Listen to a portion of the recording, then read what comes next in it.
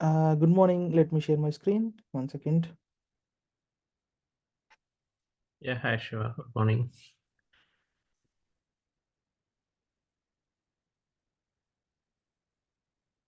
Okay, so what we have discussed in the last class is all about the introduction parts actually, how the Docker has come into the market, and what are the different technologies that are there other than Docker, like container runtime engines, like Containerd, Rocket. There are some examples actually. How the monolithic is divided into microservices, and how we are going to use Docker in the case of microservices.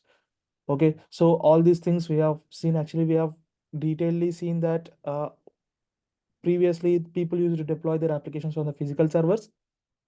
What are the disadvantages on the physical servers we have seen? Because of that disadvantages, we went to the virtualization.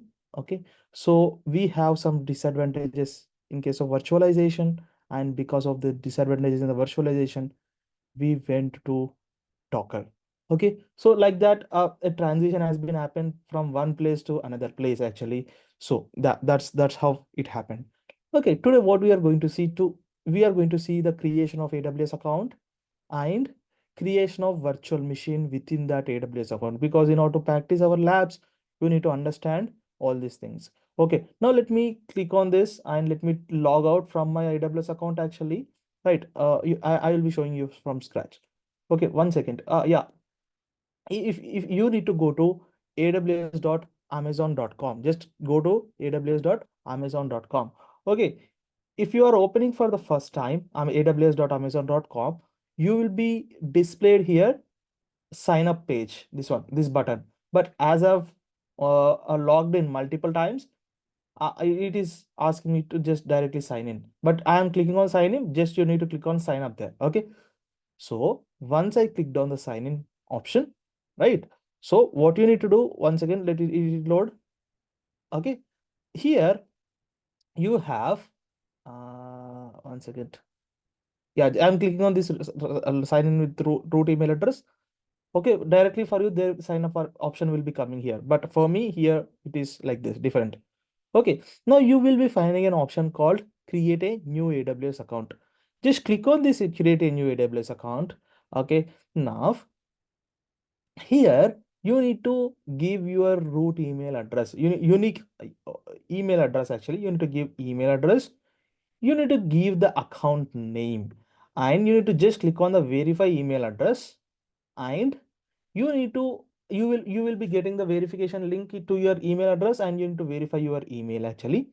So like this, there are 4 to 5 steps in order to sign in order to create an account with the AWS. Okay, so as you know, as unique email address is not there with me, that is why I'm unable to show you, because yeah, that's the thing actually. I cannot create multiple AWS accounts, right? So with one email address, I mean to say. Okay, so this creation of this account is uh, as easy as creation of your Insta or the Facebook accounts. It's very simple. Okay, just enter the details. Whatever the details are mandatory, it will not show anything, something like this. If the any details are optional, after this it will be showing the optional, something like this in this bracket. Please do not provide the optional related things, because yeah, that's okay if you provide also, but yeah, that's fine. Okay, so the one important step in this creation of this AWS account is it will ask you about the credit card or the debit card details in order to verify you, and it will debit 2 rupees from your account, and it will recredit into your account once the account has been successfully created. Okay, so and the other step, it will be asking some PII, like personally identifiable information, like your Aadhaar or the PAN or whatever it is, license number. Okay, so you need to provide in that thing, whatever the suitable thing for you is. Okay, so this is the AWS account. We can trust them. Okay, because these are AWS people, Amazon people. Okay, so for every account, people will be asking all those details. Okay, so you can sign up in that manner. Okay, once the sign up has been completed, generally from the AWS, they mentioned that in their documentation, uh one day will be taking to log in into your account, but you can log into the account immediately once the sign up has been completed. Okay, so based on the AWS documentation, they claims that after one day you can log into the account, but you can log into the account immediately, no problem with that. Okay, once you created an account, how to log in? Just I am clicking on the sign into the existing AWS account. Okay, just click on this.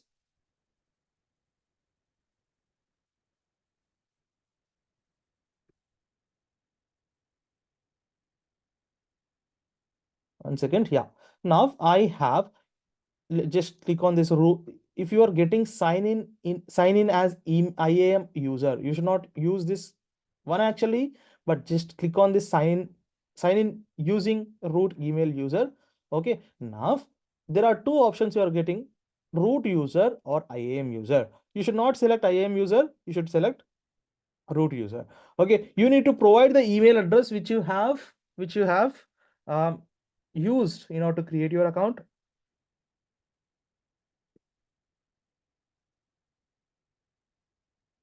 Okay, so now let me click on next, and you need to enter your password. It will ask to set the password in while creating your account. That a password you need to enter here.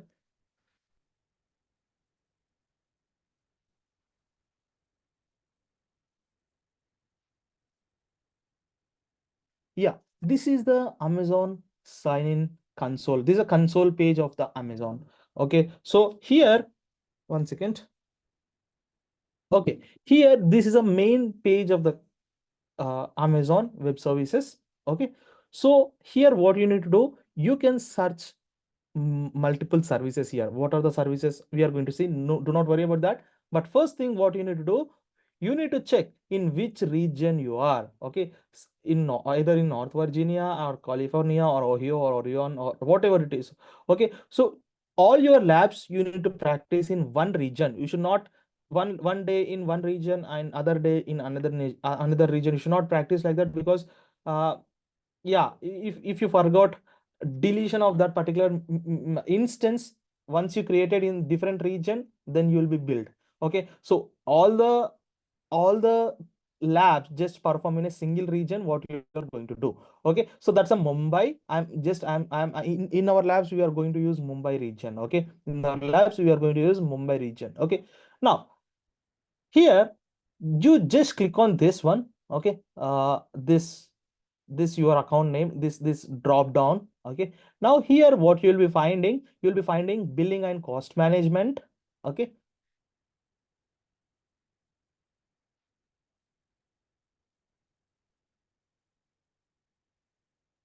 yeah, in this billing and cost management, how much bill is being generated by you? Okay, is been generated to you by AWS. That will be displayed here, because I will be using different services, right? The bill will be more for me. That's okay.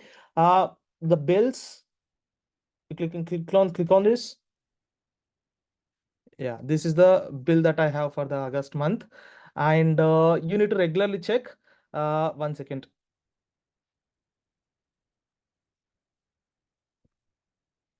Mm,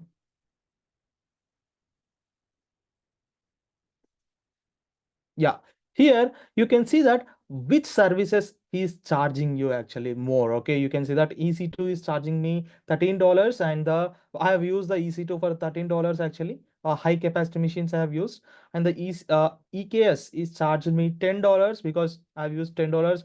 VPC is charging me something $1, something like that. So different services which charged you, okay, which charged you will be displayed in this place actually. Why you have charged, why you have been charged by the AWS, all these things will be there as part of this uh, uh, uh, uh, this part actually, as part of this thing. Okay, now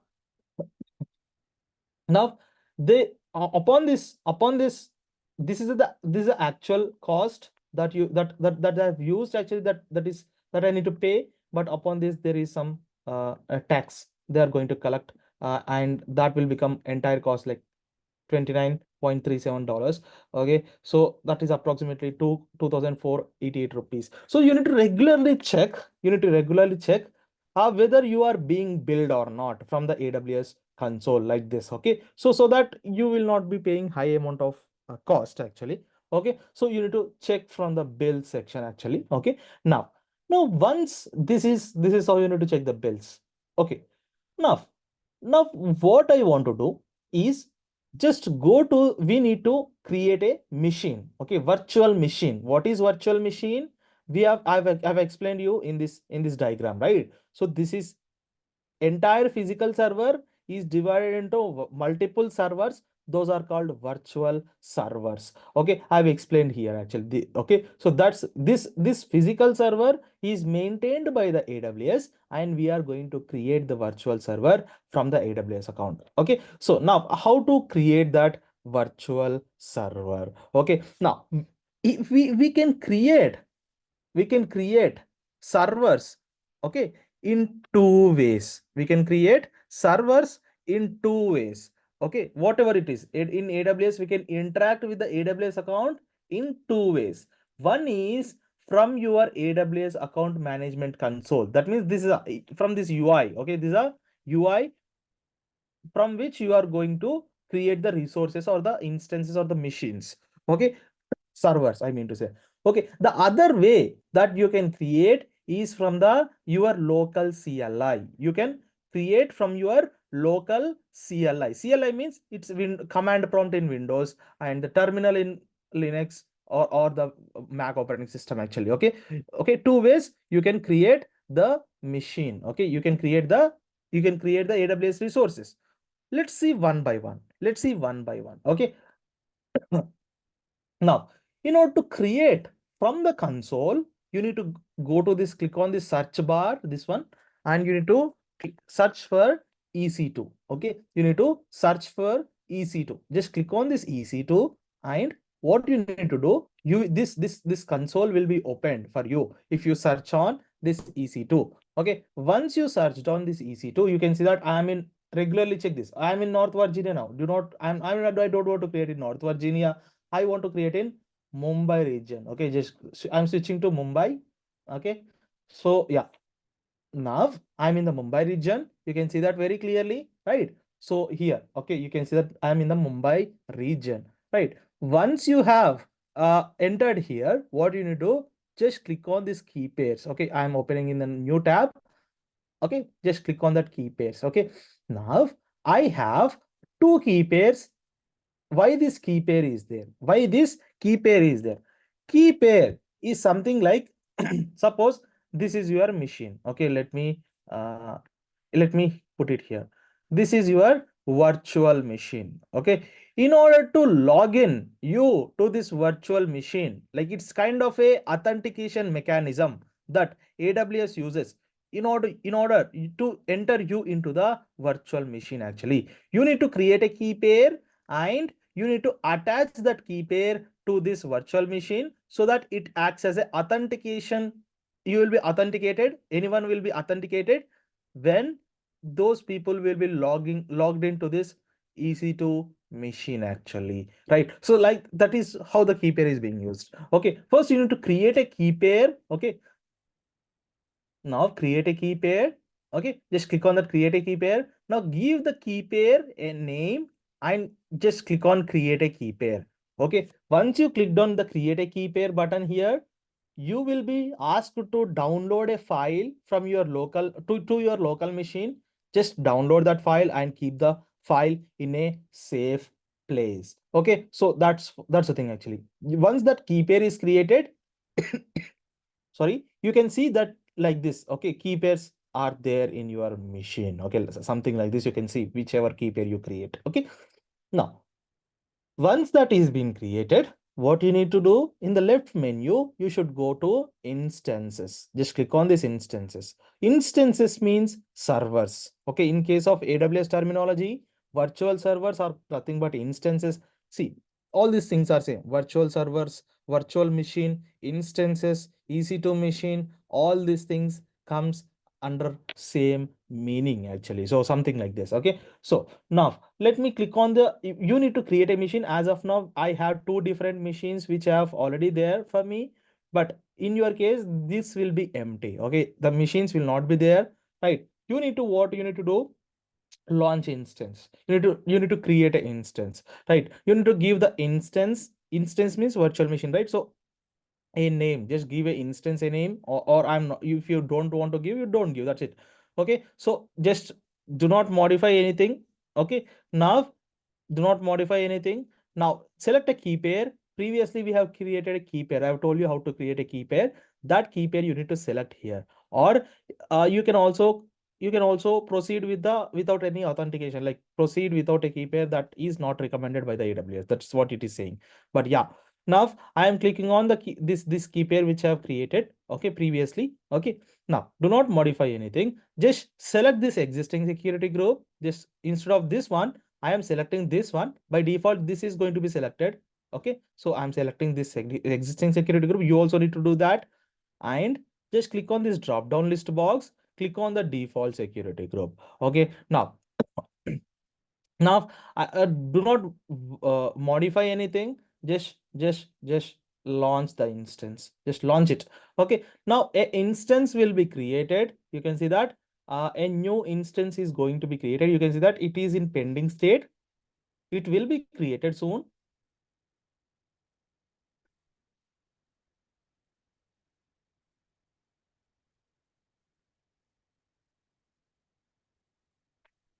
If you have any questions, you can ask me. No problem. Yeah, it has come to running state now.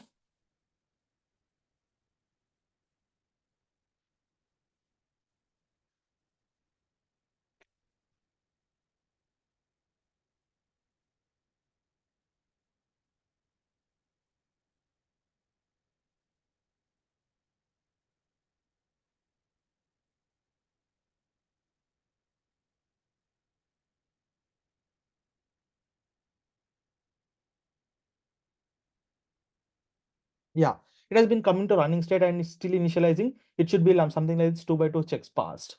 Okay, so yeah, 1 second, let's wait for it.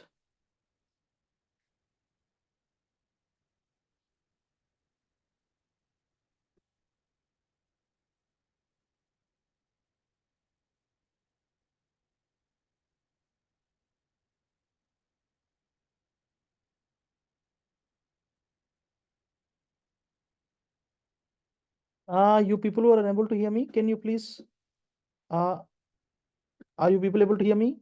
Yeah, we are able to hear. Okay, okay.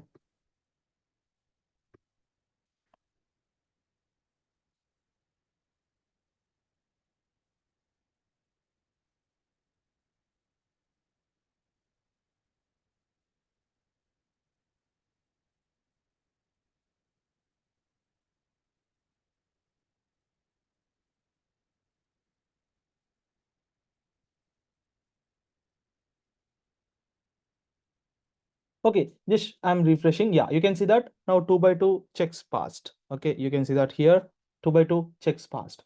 Once this 2x2 checks passed has been come into picture, and just click on that instance checkbox. You can see that left side checkbox will be there, and you need to connect to this instance and just click on. Okay, how you can connect? Just connect and just you can connect. Okay, now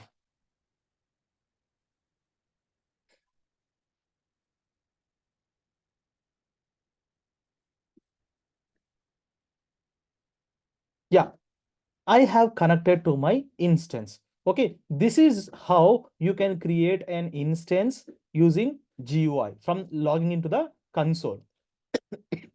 Instance means virtual machine or EC2 machine, whatever it is. Okay, this is how you can create an instance actually, right? So, sorry, this is one way.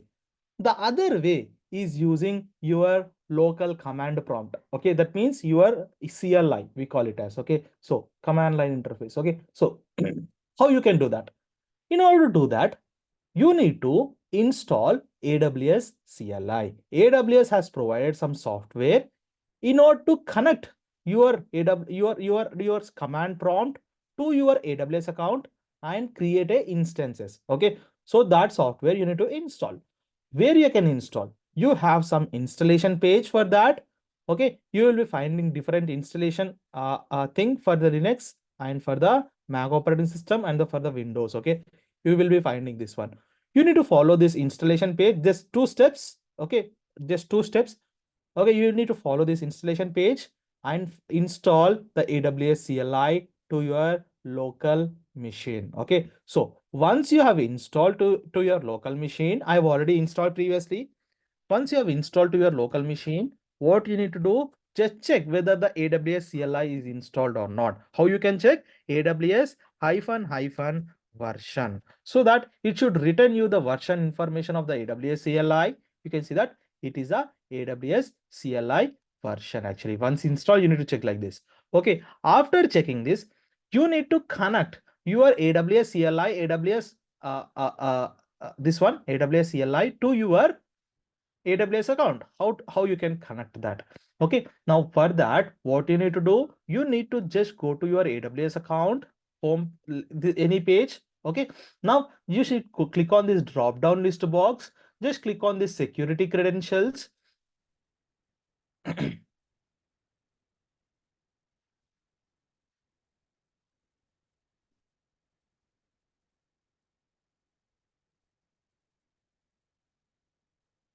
Let it load. Okay, so once you clicked on the security credentials, let me delete it. Actions, delete.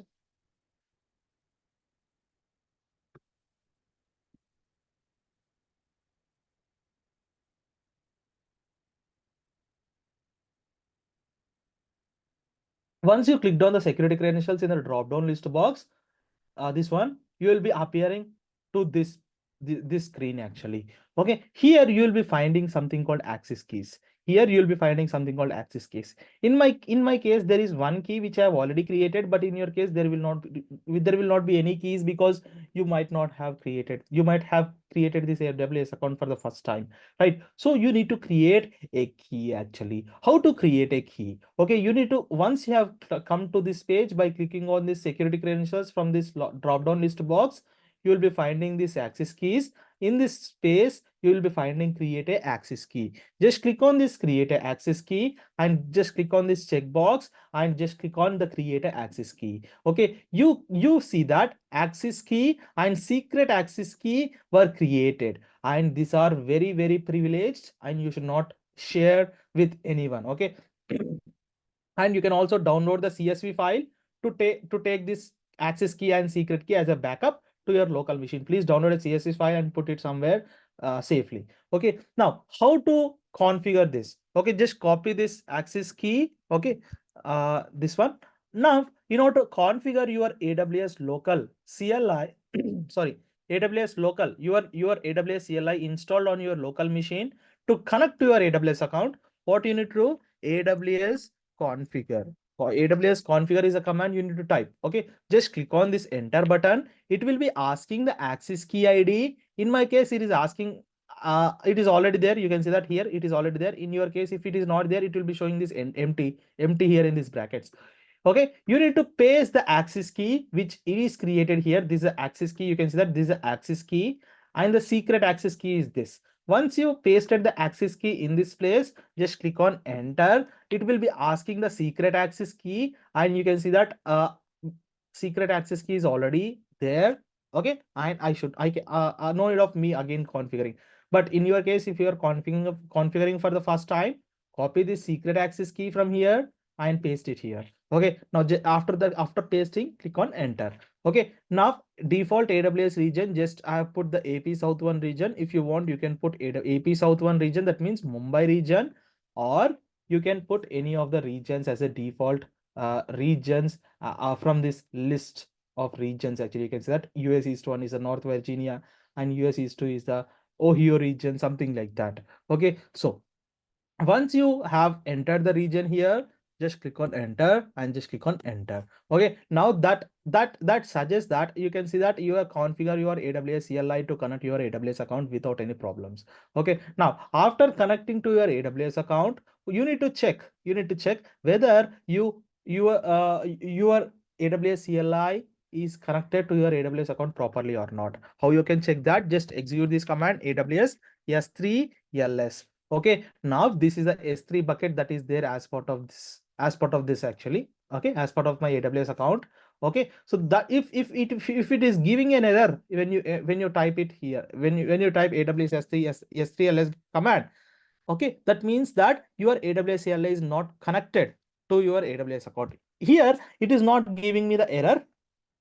Okay, it is giving me the S3 bucket that is there as part of my AWS account. Okay, so now here if you are getting the empty output also, no problem. That means your AWS CLI is properly connected to your AWS account. Okay, so if you are getting error only, that means there is some problem in order between the connection between your AWS CLI, that means your command prompt, or your laptop to your AWS account. So in these two ways you can create what is that? You can interact with your AWS accounts. One is from the GUI, that means entering into the AWS console, and other one is from your command prompt. That means here AWS CLI. Okay, those are the two ways. Okay, now let me refresh.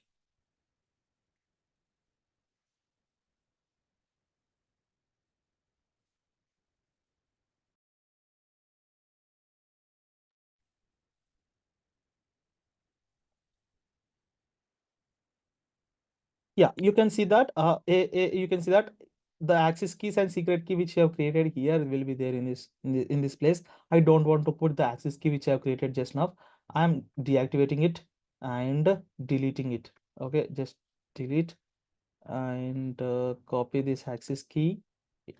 Copy this access key, and it will you can see that to confirm deletion, enter the access key ID in the text input field. Just click on this and put it here and click on delete. I have deleted. Okay, now I have only one access key which is already configured with my local machine. Okay, you can see that here it is already configured. Okay, TE46, right? So you can see that TE46. Okay, so it is already configured, right? So once you have logged in to this machine, you need to install Docker. Okay, how you can install Docker? There are three commands. Okay, so you need to first switch to root user sudo su hyphen. Just click on enter.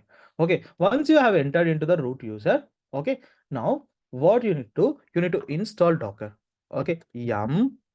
First you need to update the packages. Update yum update -y. Okay, just put this command. Everything is okay. Dependencies are resolved. Nothing to do. Complete. Okay, so now yum install docker -y. Okay, so this is how you need to install Docker. It is going to install all these things.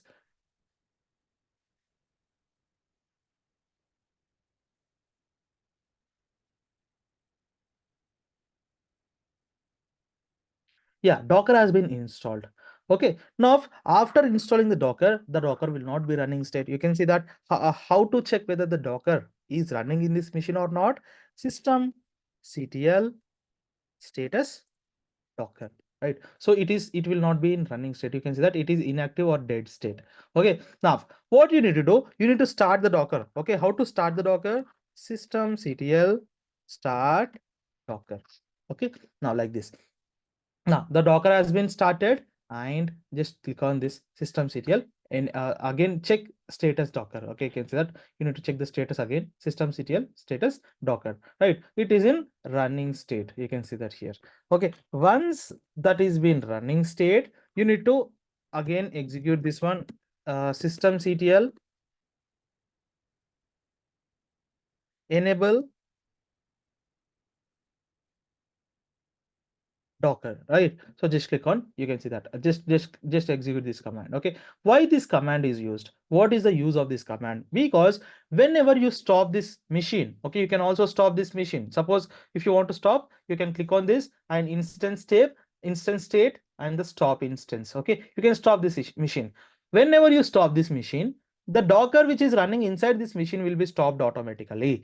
Okay, again if you restart this machine, the Docker won't be started without executing this command. This execution of this command, what it does, Whenever you stopped this machine and restarted, the Docker which is running inside this machine also stops and the restarts whenever the machine restarts. Actually, if you do not execute, if you do not enable Docker, whenever the machine restarted, Docker will not be restarted. You need to manually again restart Docker using systemctl start Docker, something like this. Okay, where we have used that one. Yeah, you can see that systemctl start Docker. You can again use this. You should again log in into the machine and you need to again enter that command so that in order to start the Docker, right? So we have installed Docker. Okay, once we have installed Docker, check whether the Docker is running, whether the Docker is installed or not. Okay, Docker images. See, these are different commands we are going to see in our course, but yeah, that's IMAGES. Okay, so Docker images. Okay, IMA, sorry. Okay, so that means it is not giving me any error. That means the Docker is properly running and it is properly getting synced. Okay, so now this is how you need to install Docker and how you need to create a easy to machine. How you, sorry, how you can connect your AWS CLI with your AWS account in order to perform the actions. Okay, so all these things. Any questions, anyone, please, before moving further?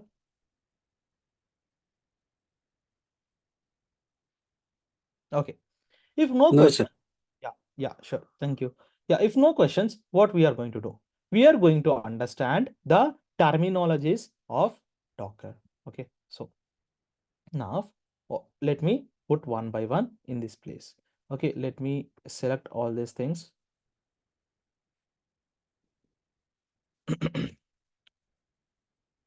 And let me put it here.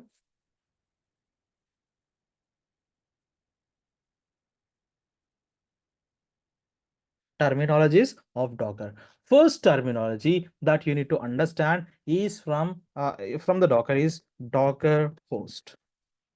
Docker host. What is Docker host? Okay, Docker host means the machine on which you install Docker is called Docker host.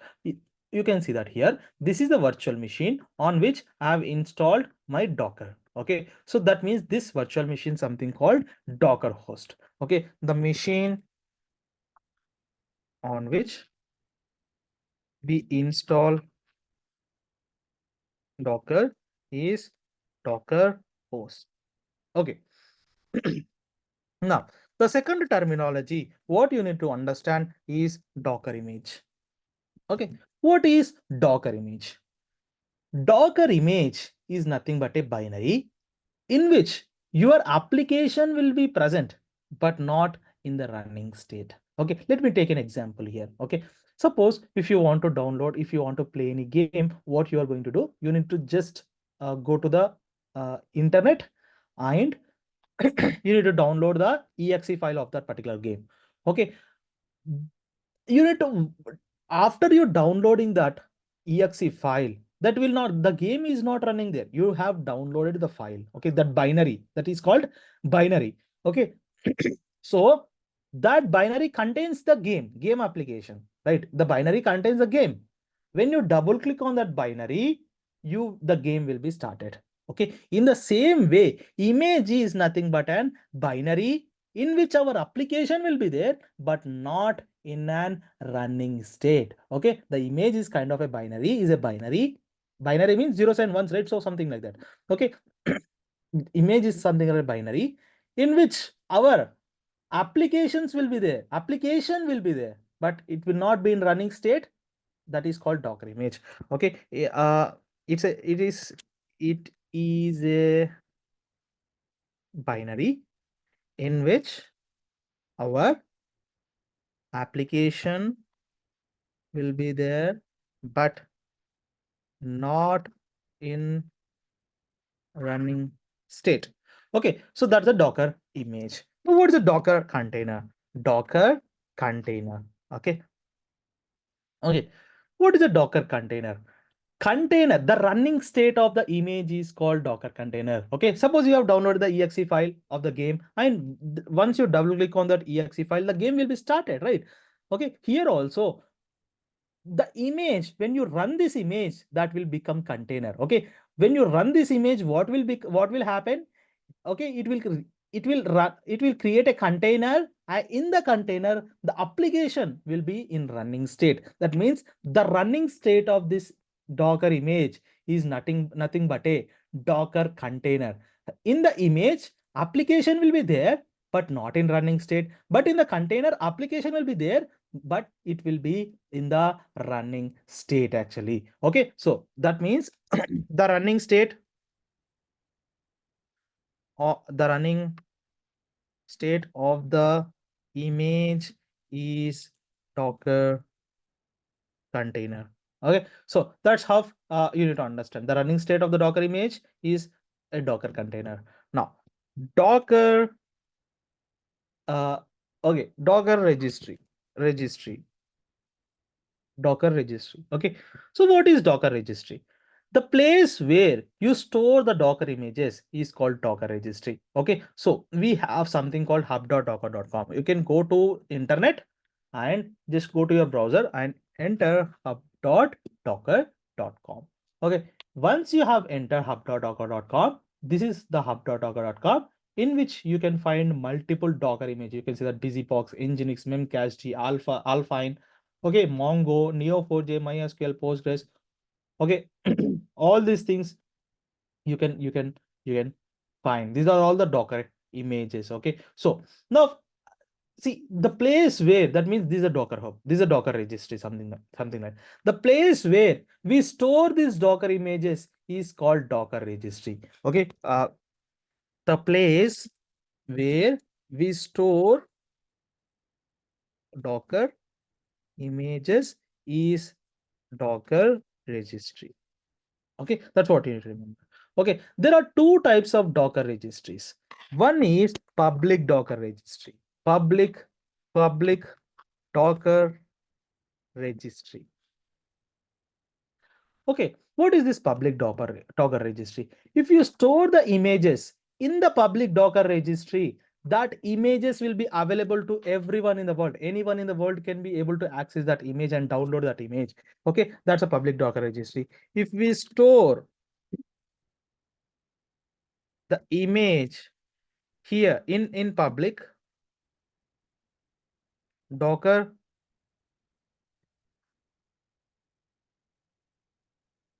if you store the image in public Docker registry, that will be available to everyone in the world. Okay, so the other type of thing we have is private Docker registry. Docker registry. We are going to see these two things. Okay, if see in the private Docker registry, if you store the images in the private Docker registry, if you store the Docker images in the private Docker registry, that Docker images only will be accessible to you or your organization. Whoever the having access to that particular registry, those people only will be able to download the images and run that images as a containers actually. Okay, it's a private to your organization. Okay, only specific people, only few people will be, few people who has the access, who has the access will be able to uh, download the images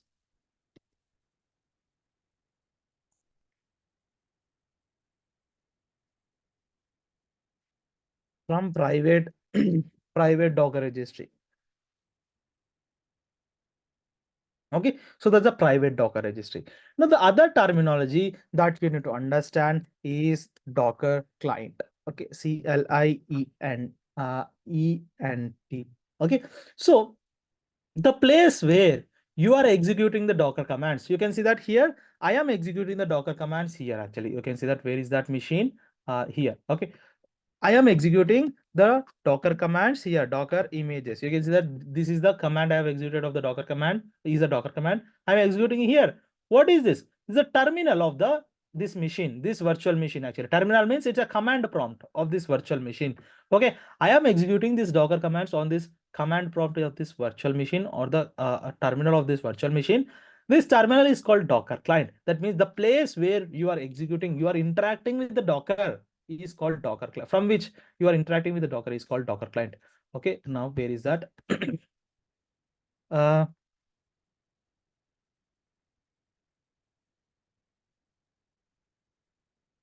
uh, the component from which we are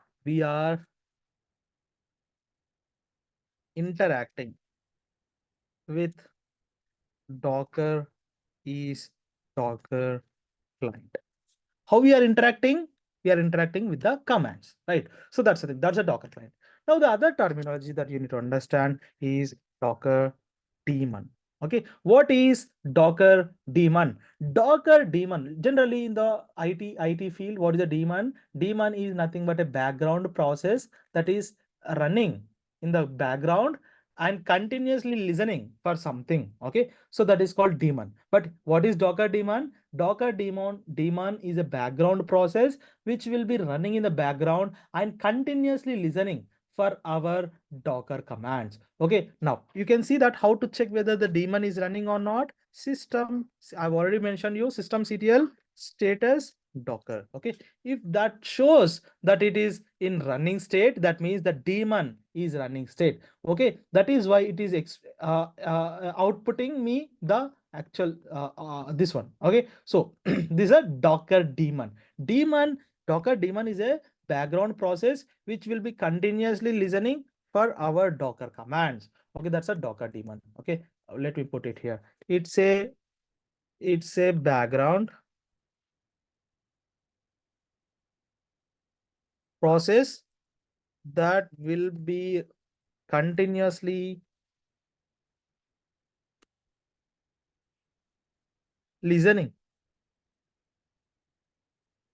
for our Docker commands. Okay, these are the different terminologies of Docker that you need to understand. What is this? Docker host, the place, the place where the machine on which you have installed Docker is called Docker host. What is Docker image? It's kind of a binary in which our application will be present, but it is not in the running state. What is a Docker container? The running state of the Docker image is called Docker container. What is the Docker registry? Okay, the place where you store the Docker images are called Docker registry. The public Docker registry means if you store your Docker images in the public Docker registry, it will be available to everyone in the world. Private Docker registry, if you store the Docker images in the private Docker registry, that will be available to only specific people who has the access. What is Docker client? The component from which you are interacting with Docker is called Docker client. Okay, so what is Docker daemon? A background process that is running, which is continuously listening for our Docker commands from the Docker client is called Docker daemon. Okay, these are the different terminologies that you need to understand regarding the Docker. Okay, any questions please in this? Anyone?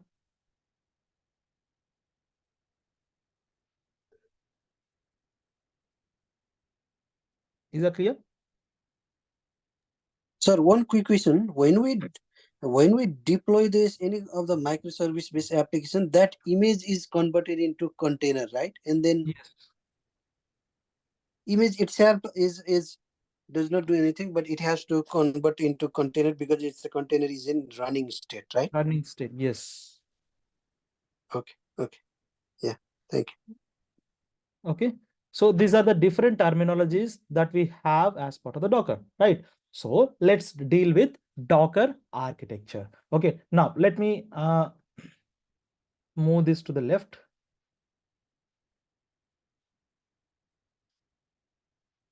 Like this. Okay, now what is Docker architecture? Okay, something like this. Okay, let me put something like this.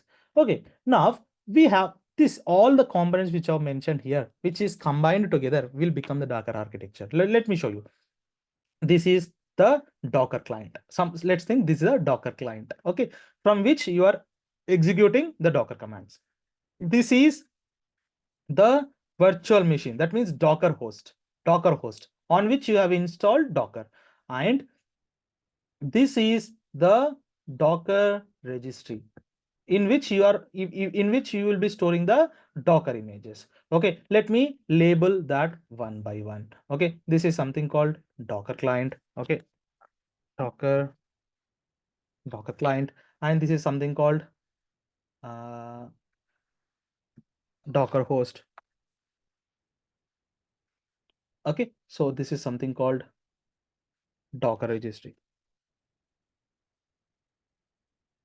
Is something called Docker registry. Okay, in the Docker host, Docker daemon will be running. It's a background process that will be running in the Docker host, which we have already checked this. Okay, where we have checked, you can see that in this place. Okay, you can see that systemctl status Docker. It's in a running state, right? So Docker daemon is a background process that is running on the Docker host, right? So how to do that? Let me put this one in the middle.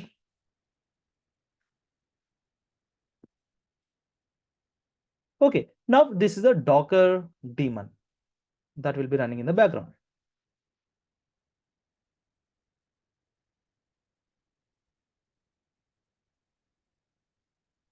Okay, this is a Docker daemon actually, right? So these are all the components that is put together will become the Docker architecture. Now, what is happening in the background? See, now let me go here to my command prompt. Let me clear the screen. Now, if I type the Docker command called Docker images, okay, so Docker images is a command I am typing from the Docker client. Okay, now what I'm doing here from this architecture diagram, okay, let me put it here. Okay, I am executing the Docker images command as part of this Docker client. Docker images is the command that I am executing as part of this, right? This command which I am executing from the Docker client is being, okay, let me make this little bit, remove this and remove from the bold. Okay, command B, Docker images.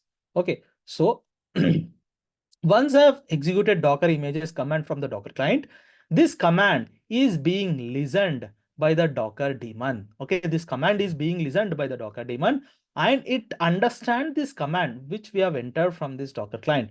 What the user want to do, whoever the entered this command, what he want to do actually. What is the Docker images command?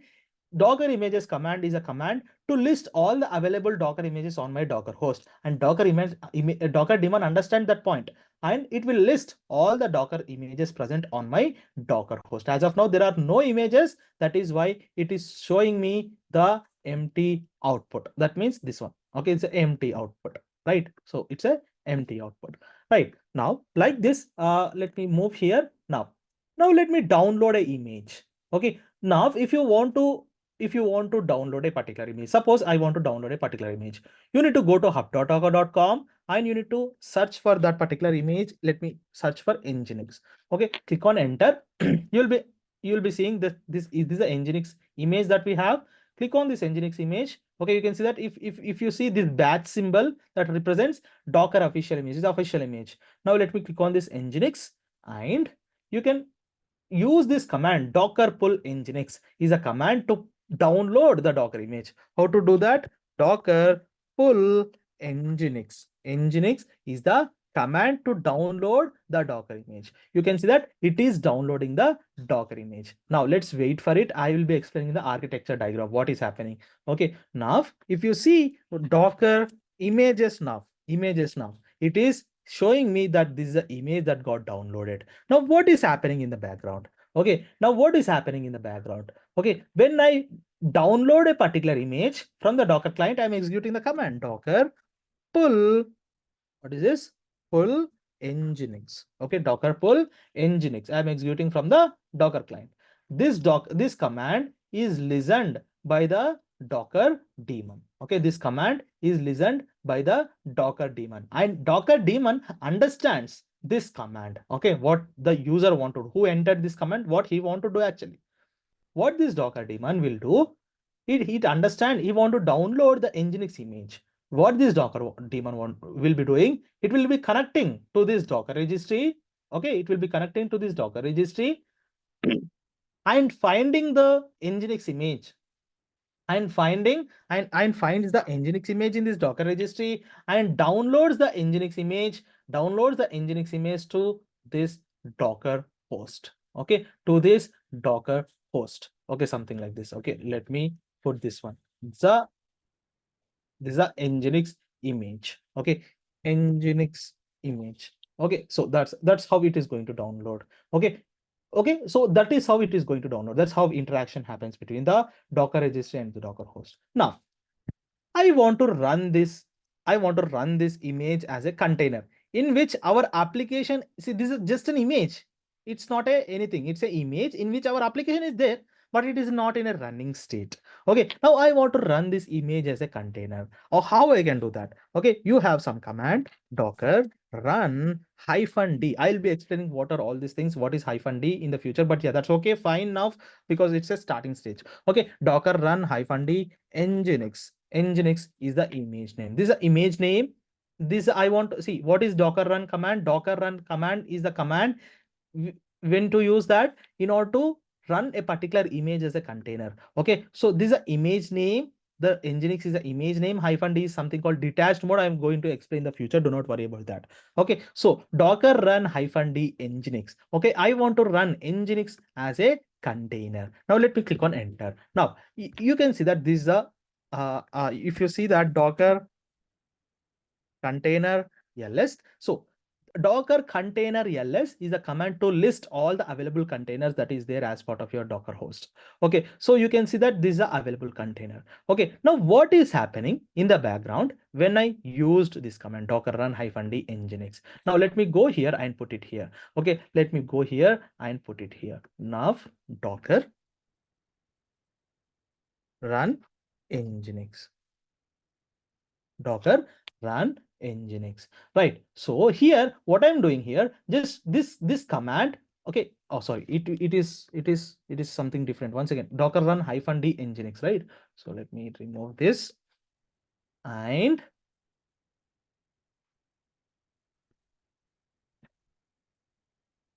docker run -d nginx, right? So that's all.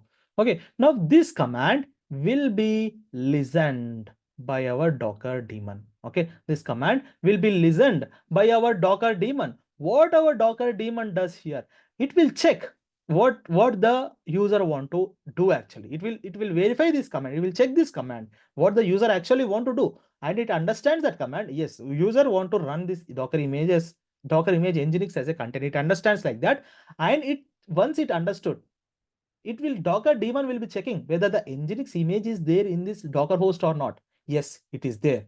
If this image is there already on the Docker host, what it will do? It will run this Nginx image as a container. Okay, something like this. It will run this Nginx image as a container. Okay, something like this.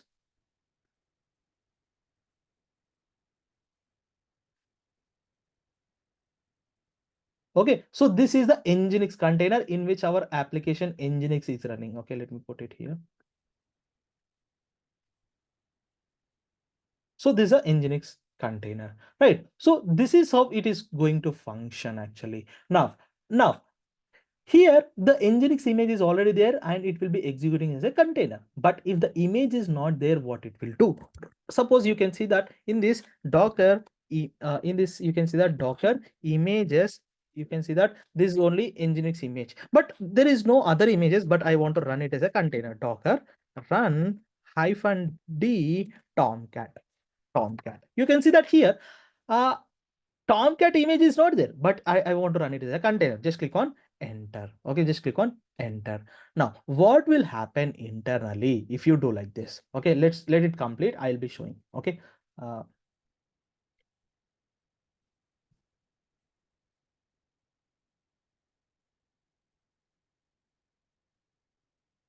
Okay, you can see that here, right? So what is happening in the background is when you run docker run -d tomcat, okay, docker run -d tomcat, what is happening in the background, right? So this command is listened by the Docker daemon. This command is listened by the Docker daemon, and Docker daemon checked whether the Tomcat image is Docker daemon understands this command, what the user want to do. Okay, Docker daemon checked whether the Tomcat image is present on this Docker host. No, it is not present. Only Nginx image is present. What it did, it connected again to the Docker registry. It connected again to the Docker registry, something like this.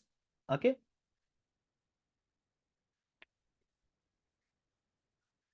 So this is Tomcat. Okay, so this is a Tomcat image that is there as part of the Docker registry, and this Tomcat image will be downloaded. You can see that Tomcat image is not there on the Docker host. Okay, if the Tomcat image is not there on the Docker host, this will download. Docker daemon will be downloading the Docker image Tomcat to this Docker host. Something like this. Tomcat.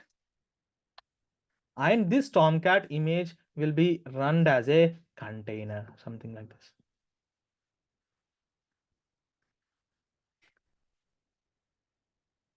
This is the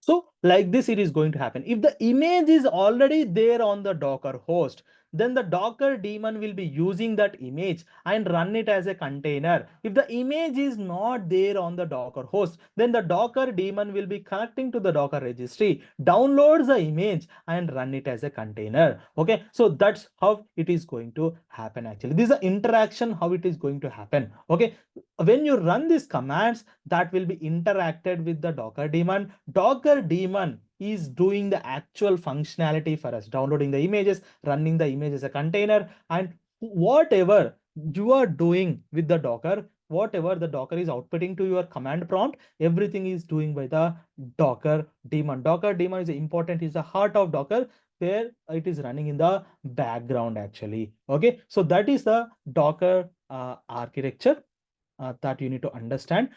Okay.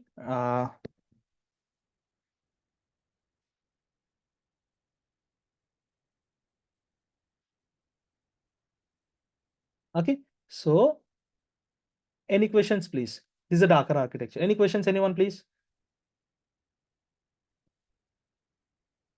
Is So that one clear? more time, can you explain a little bit what is actually the Docker daemon means? Like, I didn't get it. Docker daemon is nothing but a background process. Okay, some background process, some background process is running in the background. Like background means it's a backside of this machine. You can see that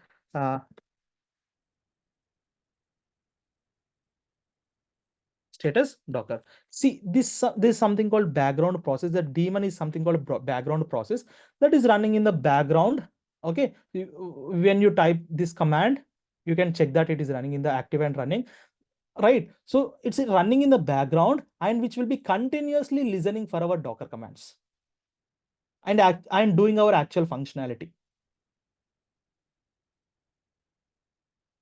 Okay. So what is actual functionality daemon does? I know it is running background and it is in the running state. Yeah.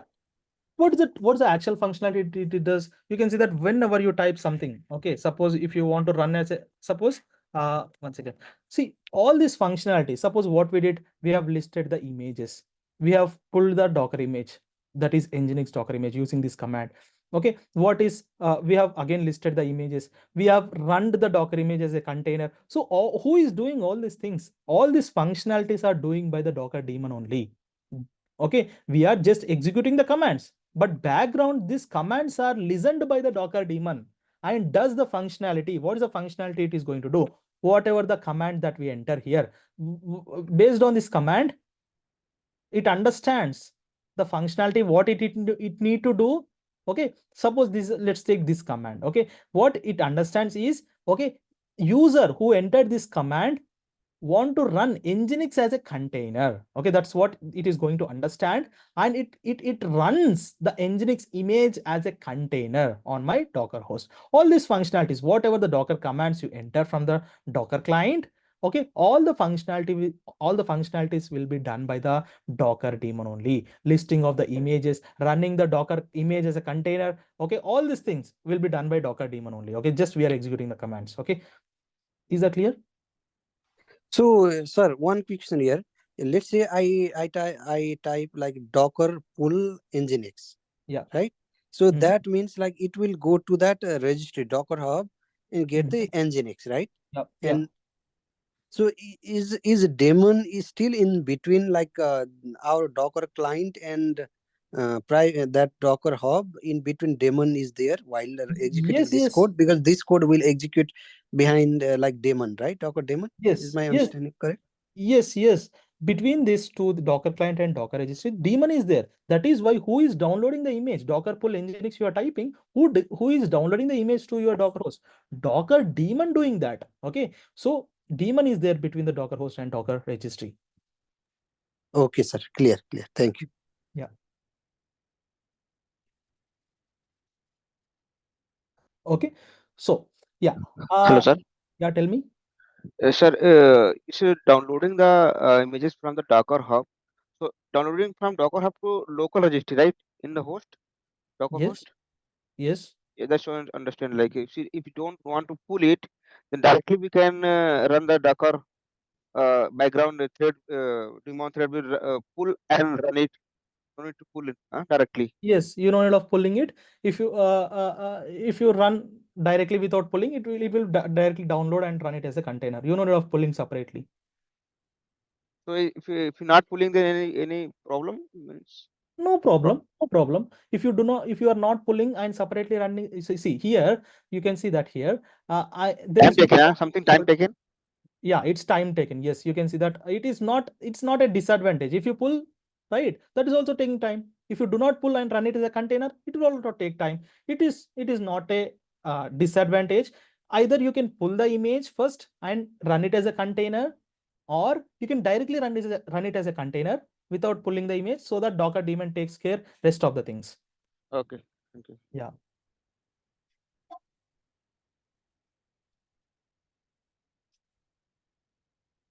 Okay. So Yes, thank you. thank you. Yeah, this is the class for today actually. And what we have seen today is we have started with creation of the AWS account and how we created by all these things, and how we need to create a EC2 machine. How two ways. One, it's from the AWS CLI and the AWS console. How to connect your AWS CLI with your AWS console. We have seen that. We have checked whether the connection has been properly established or not, and we have seen the Docker terminologies, and we have seen the Docker architecture. All these things we have seen today, right? So you need to, another thing what you need to understand is, go to here, you need to create an account in the hub.docker.com. You need to create an account. How to create an account? Click on this sign up. Once you go to hub.docker.com, just go to hub.docker.com. Okay, once you go to hub.docker.com, you will be finding the sign up button. Just go to click on this sign up. Okay, enter your details in this place. Okay, you can also use OAuth to log in, like log in with Google, log in with GitHub. You can also use this one, no problem with that. But if you can also use this. Okay, so this enter these details and just sign up. Just it's a one page. Okay, that's a thing, very easy. Okay, now once you sign up, just click on sign in, and you'll be asking for your email address. Just enter that one which you have put there while sign up. Okay, just it will ask for the password. Let me click on continue. Okay, so this is my Docker registry where I have stored all my Docker images. So in the same way, you also need to create a Docker registry account. Okay, so this is public Docker registry. Okay, so that's what you need to remember. It's a public one. And out of this entire Docker registries, only one per account, only you can create one private one. Okay, that means only I am able to access this image, but not everyone. Okay, all these things, whether the data store, CC, cruise control, test, cruise control, all these images will be can be downloaded by anyone in the world. Okay, it's a public. Okay, you can see that public. Yeah, that's the thing actually. Okay, so this is how you need to create an account. We require this when we deal with our Docker in the future. Okay, so that's a thing. Okay, so if you have any questions, and one more thing, you can mention now if you have any questions. If not, so one more thing is like today is the last demo class, and it is not going to merge still. I think Monday or Tuesday is the last class in order to merge to the 8 a.m. batch, and the timings is going to be changed. I have already mentioned in the previous classes, right? Your timings will be 8 a.m. morning. Okay, as of now we have started at 7 a.m. but yeah, in the future, after 2 days, after 1 day or 2 days, you will be joining in the 8 a.m. morning actually. Okay, so yeah, and today is the last demo class. Okay, that's what you need to remember. And please go ahead and register for the course. And that's what I can say. Okay, any questions, please? Sir, you have created the repository registry, right? Public registry. So it is nothing but GitHub, public GitHub. No. GitHub is used to store your projects, your code, something like that. Okay, your organization related thing. But this registry is used, it's like a GitHub only, but they are meant for different. Docker Hub account or Docker Hub registry is used to store the images, Docker images. But there, GitHub is used to store the different code, like your application code or your scripts, okay, your Terraform scripts or whatever that is used to store your code. But here this is used to store your Docker images. Okay. Yeah. Sir, actually, joined little bit late and my voice is not working. So, can I know, sir, at the end of the courses, will you providing the certification also, sir? Yeah, at the end of the course, you can do the certification AWS Solution Architect, and you can also do the certification Kubernetes Certified Associate Developer, CKAD, Certified Kubernetes Developer, and you can also do AI Practitioner. Is it paid or included in this course? No, all these are official certifications that is provided to you by AWS. Okay, so these are paid. You need to pay for that certification exam, and you need to write that. Okay. Yeah. Like Amazon, the docker.hub.docker.com, is it also chargeable or is it free one? No, it's free of cost. Hub.docker.com is a free of cost. Okay. Yeah. And I didn't attend the last class, so is there any way that I can get the recording for last? Yes. Yeah, you can go to the YouTube. Okay, let me share that. Let me stop sharing my screen and let me share the YouTube playlist link so that you can, one second.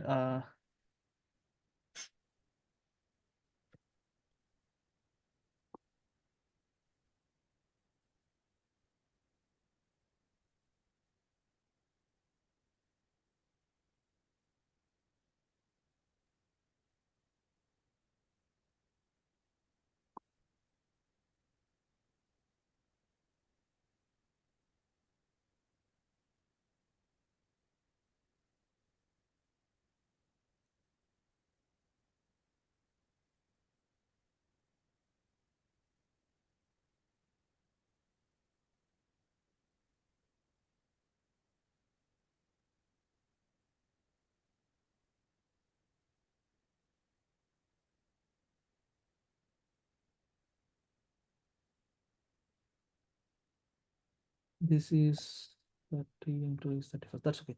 Fine. Okay, let me share this playlist link. Okay.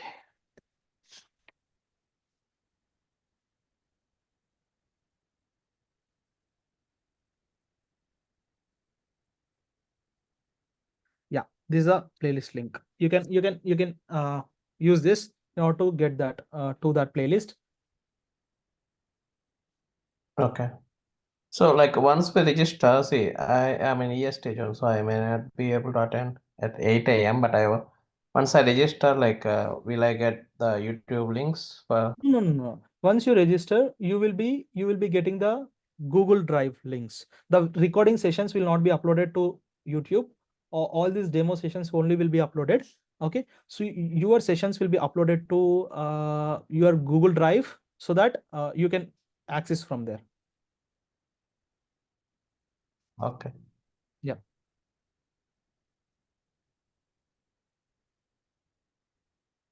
Okay, sir. Yeah. Thank you. Thanks for that from me. Yeah. Please go ahead and register for the course. And anyone are there from my 8 a.m. batch in Sure, this? sure. Thank you. Yeah, thank you.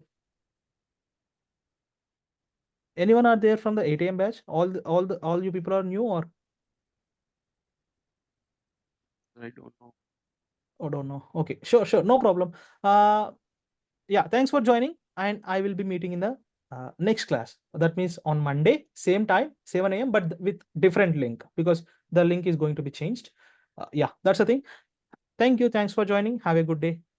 Bye. Thank you, sir. Bye bye, sir.